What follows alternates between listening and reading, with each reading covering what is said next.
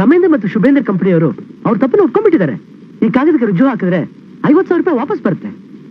ರುಜು ಇರ್ಲಿ, ತಮ್ಮ ತಾಯಿ ಆರೋಗ್ಯ ಹೇಗಿದೆ ಹೇಳಿ? ಪರವಾಗಿಲ್ಲ ಸರ್. ಏನಾಗಿತ್ತು? Breathing trouble. ಡಾಕ್ಟರ್ ಹೇಳಿದ್ರು ಇನ್ನೇನು ಭಯ ಇಲ್ಲ ಅಂತ. ಓ, ಅದಕ್ಕೆ ತಾವು ನಿರ್ಭಯವಾಗಿ ಫುಟ್ಬಾಲ್ ಮ್ಯಾಚ್ ನೋಡೋದಕ್ಕೆ ಸ್ಟೇಡಿಯಂಗೆ ಹೋಗಿದ್ರಾ? ಯಾವ ಸ್ಟೇಡಿಯಂ? ಅದೇನ್ ಮ್ಯಾಚ್? ನೀವೇನು ಹೇಳ್ತಿದ್ರ ಸರ್? ಗೋವಿಂದ ಬಂದಿದ್ರೆ ಇನ್ನ ಮಜಾ ಬಂದಿರೋದು. You damn liar, bloody bluffer! ನಿನ್ನ ತಂದೆ ಆಗಿರೋ ನನ್ನ ಮುಂದೆ ಸುಳ್ಳು ಹೇಳೋದಕ್ಕೆ ಎಷ್ಟೋ ಧೈರ್ಯ ನಿಂಗೆ? Yes sir. No sir. What do you mean? Yes sir, no sir?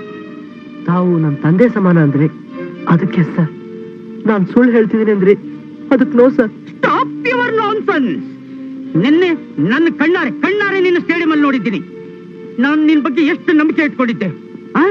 Sports ವಿಷಯನೇ ನನಗೆ ಗೊತ್ತಿಲ್ಲ ಅಂತ ಹೇಳಿ ನನ್ನ ಮುಂದೆ ಆಕ್ಟ್ ಮಾಡ್ತೀಯ? ಆಕ್ಟ್. ಈ ಪಿಕ್ಚರ್ ಡೋಲ್ ಮಾಡ್ತಾ ಇದೀನಿ ಕಣೋ.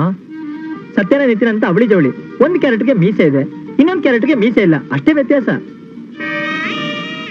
ಅರ್ಥವಾಯ್ತು ಸರ್. ನನಗೆ ಈಗ ಅರ್ಥವಾಯ್ತು ಸರ್.